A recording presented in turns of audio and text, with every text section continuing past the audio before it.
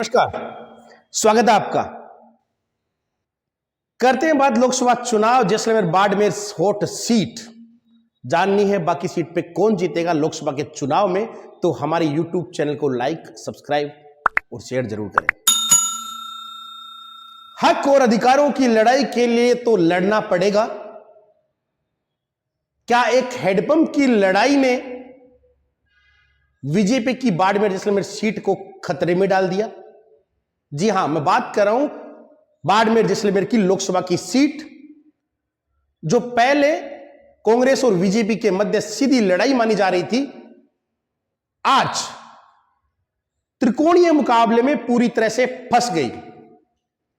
Jodhpur university से president रहे, युवाओं की आवाज को बुलंद करने वाले राजस्थान में आंदोलन भी किया, और शिव के विधायक, वर्तमान विधायक रविंद्र सिंह भाटी ने जैसलमेर बाड़मेर सीट पर ताल ठोक दी है।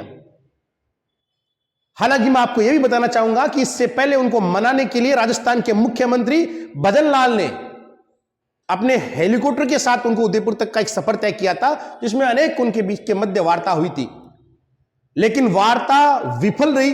रविंद्र सिंह भाटी माने नहीं और एक नारा दिया, लाठा रजो, और हक और अधिकारों की लड़ाई के लिए लड़ पड़े, चल पड़े। एक बहुत बड़ी जनसंख्या बहुत बड़ी जनसभा 2 दिन पहले उन्होंने की थी। संख्या कितनी थी उस पर मैं नहीं जाऊंगा, लेकिन ऐसा लग रहा था कि एक बहुत बड़ी विराट जनसभा बतौर निर्दलीय उम्मीदवार बहुत बड़ी की थी, और एक भावुक भाषण के पीछे उन्होंने कहा था कि मैं धनबल और बाहुबल के साथ लड़ाई नहीं लड़ने जा रहा हूं। आप अगर मजबूत हो, बुतों पर बैठने की ताकत हो, तो मैं आज जा सकता हूं मार्केट में, चुनाव लड़ सकता हूं। और आज जब आप और हम बात करें, तब तक उन्होंने 4 तारीख को फॉर्म भरने का पूरा मंच बना चुके हैं। कांग्रेस से उम्मीदवार है उम्मीदवार रामजी बेनीवाल, और बीजेपी से उम्मीदवार है कैलाश चौधरी, निर्दलीय के लिए उम्मीदवार है रविंद्र भाटी। त्रिकोणीय मुकाबला। राजनीतिक विश्लेषक क्या कहते हैं, जीतेगा कौन? क्या मार्जिन कम होगा, या वोट मोदी के नाम पे पड़ेंगे, या यहां भी कुछ जातीय फैक्टर काम करता है? उससे पहले आपको रविंद्र भाटी की कुछ बातें मैं बता देना चाहता हूं। एक इंटरव्यू में उन्होंने कहा था कि जब कौरव से पांडवों ने महाभारत काल में 5 गांव मांगे थे, तो कौरव यदि 5 गांव पांडवों को दे देते तो कभी भी महाभारत का युद्ध, महाभारत का समर नहीं होता।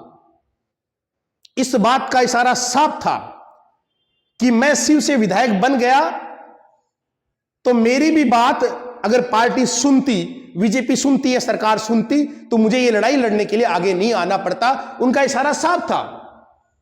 सोशल मीडिया पे एक चीज वायरल हुई थी कि रविंद्र सिंह भाटी ने भी जैसलमेर बाड़मेर जो सीट है, वो मैं आपको बता देना चाहता हूं, पूरे भारत में सबसे बड़ी लोकसभा क्षेत्र में 2 नंबर पे आती है पूरे भारत में।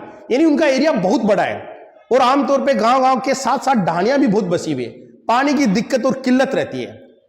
तो हैंडपंप की जो डिमांड थी वो उनके पास बहुत ज्यादा थी। उन्होंने भी एक लिस्ट बनाकर सरकार के पास भेजी, और जो बीजेपी के उम्मीदवार थे शिव विधानसभा क्षेत्र से रविंद्र सिंह भाटी के सामने, जो हार गए, उन्होंने भी लिस्ट भेजी। रविंद्र सिंह भाटी के 2 हैंडपंप भी मंजूर हुए थे, उनके ज्यादा हुए थे। लोग कहते हैं ये हैंडपंपों की लड़ाई आगे जाएगी और रविंद्र इस लड़ाई के बीच से उठकर दिल्ली जाएगा। क्या होगा, सत्यता क्या रहेगी, लेकिन यह तय है कि ये एक बीजेपी के लिए सेफ सीट मानी जा रही है जैसलमेर बाड़मेर सीट, उसमें बहुत सा अड़ंगा हो चुका है। रविंद्र सिंह भाटी वोट किसको लेंगे?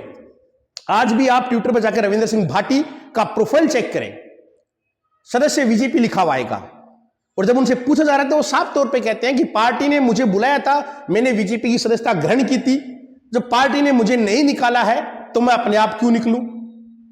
उनका खुद का मानना है कि मैं राष्ट्रवादी सोच की विचारधारा का आदमी हूं, उसकी सोच को लेकर चलता हूं। मैंने 2019 के जोधपुर यूनिवर्सिटी के चुनाव में एबीपी से टिकट मांगा था, लेकिन वहां भी मुझे नहीं मिला। बाद में पार्टी बीजेपी ने मुझे बुलाकर ज्वाइन करवाया, और 2023 के विधानसभा चुनाव में मैंने विधानसभा का टिकट मांगा, वो भी मुझे नहीं दिया गया।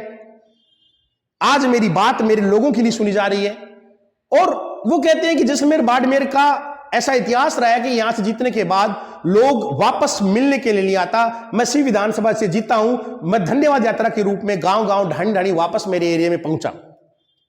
यहां के पिछड़ेपन को मैं महसूस करना चाह रहा हूं, उसको दूर करना चाह रहा हूं कि मैं कैसे दूर कर सकता हूं। थोड़े दिनों पहले उन्हें देव दर्शन यात्रा के नाम से जैसलमेर के क्षेत्र में घूमे, समस्त मंदिरों में गए, वहां भी उन्होंने लोगों से पूछा मुझे क्या करना चाहिए। जब आज उन्होंने फैसला ले लिया है कि मैं लोकसभा का चुनाव लड़ूंगा,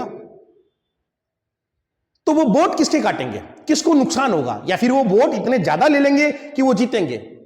राजनीतिक जानकारों का ऐसा मानना है कांग्रेस और बीजेपी दोनों के उम्मीदवार एक जाति यानी जाट जाति से है, तो निश्चित तौर पे वोटों का डिवाइडेशन होगा।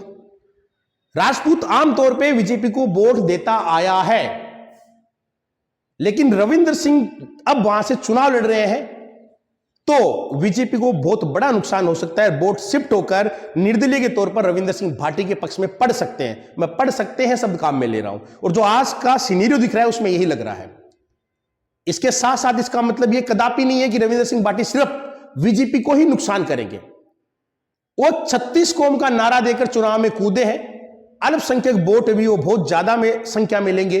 और एक दूसरा फैक्टर भी है कि अगर आज रविंद्र भाटी चुनाव जीतकर लोकसभा में जाता है, इसका मतलब शिव विधानसभा खाली होती है, और एक आमीन खान वहां से चुनाव लड़ते थे, उनके अपने परिवार के किसी भी सदस्य को वहां सेट कर सकते हैं, वहां पे चुनाव लड़ा सकते हैं। ये उनके लिए भी सेफ सीट मानी जाती है, मुसलमान ज्यादा संख्या में वहां पर है, तो मुसलमानों के वोट भी रविंद्र सिंह भाटी के लेने के पूरे आसार है। इसका मतलब कांग्रेस को भी नुकसान होगा। आमतौर पर मुसलमानों को का यह है कि कांग्रेस के पक्ष में ज्यादा मतदान करते हैं। जितना नुकसान कांग्रेस को होगा, उतना ही बीजेपी को राजपूत के नाम पे या फिर कोई और 36 कौम का नारा देकर जो युद्ध में मैदान में लड़े हैं वो हो सकता है।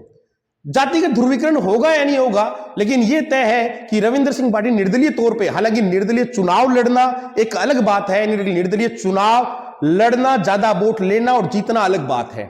आज जितनी भीड़ रविंद्र सिंह भाटी के साथ दिख रही है, क्या वो वोट में तब्दील हो जाएगी? लेकिन अभी तो यह माना जा रहा है कि रविंद्र सिंह भाटी ने बिना किसी के आरोप प्रत्यारोपण के अपनी चुनावी लड़ाई चालू कर दी, और वह आगे धीरे धीरे बढ़ रही है। हां, यह भी साफ मैं आपको बता दूं कि रविंद्र सिंह भाटी जब से यह पूछा गया कि नरेंद्र मोदी अगर आपके यहां पे प्रचार करने आते हैं तो आपके चुनाव पे क्या प्रभाव पड़ेगा, जवाब सुनिए आप। स्वागत है मोदी जी का, आना चाहिए। मोदी जी को मिसगाइड करते हैं यहां के लोकल नेता, पूरी बात उनको बताते नहीं है। यानी कि उन्होंने न मोदी जी की बुराई की। जब उनसे यह पूछा जा रहा है कि कांग्रेस के उम्मीदवार कैसे, बढ़िया आदमी है, भला मानस है, एक सीधे और सरलतम चुनाव बिना किसी आरोप प्रत्यारोप से लड़ना और निर्दलीय इतनी बड़ी लोकसभा क्षेत्र से निर्दलीय चुनाव जीतना, मैं समझ रहा हूं यह भी अपने आप में एक बहुत बड़ा इतिहास बनने जा रहा है। दूसरी बात, क्या फैक्टर काम कर रहा है कि रविंद्र सिंह भाटी को लोगों का समर्थन मिल रहा है? वहां एक भावात्मक जुड़ाव, आपका अपना लाडला, तो लोगों को ऐसे लग रहा है कि हाँ, हमारे बीच से उठकर रविंद्र बहुत बड़ा बन रहा है, तो उनको अपनत्व की भावना का एहसास हो रहा है। और ये अपनत्व की भावना ही धीरे धीरे धीरे धीरे धीरे धीरे रविंद्र सिंह भाटी की रथ यात्रा में और ज्यादा पहिए जोड़ रही है और भीड़ बढ़ रही है। हालांकि अभी चुनाव में 19 से 20 दिन बाकी है, लेकिन क्या होगा, वोट कैसे पड़ेंगे? आज की तारीख में कांग्रेस भी जोर लगा रही है, बीजेपी भी जोर लगा रही है। रविंद्र सिंह भाटी कहीं ना कहीं छोटा मोटा मार्जिन लेकर इन दोनों पार्टियों से आगे चल रहे हैं। हो सकता है भविष्य में जातिगत संभावना ही बदलेगी, यानी कि जो कांग्रेस के नेता है उनके मंच पे कहीं ना कहीं राजपूत के बड़े लीडर आएंगे, या बीजेपी के मंच पे जैसे कल राज्यवर्धन सिंह राठौड़ आए थे, उन्होंने वहां प्रचार किया था कि मोदी जी को देखकर वोट दे आप। अगर ऐसा हुआ, मोदी जी को देखकर वोट पड़े, तो निश्चित तौर पर बीजेपी आगे रह सकती है।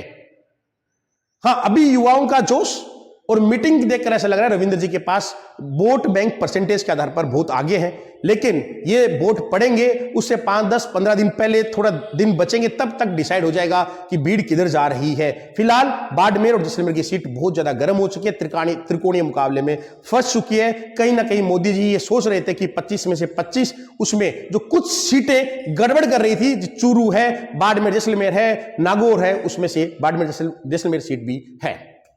नमस्कार, बहुत बहुत धन्यवाद।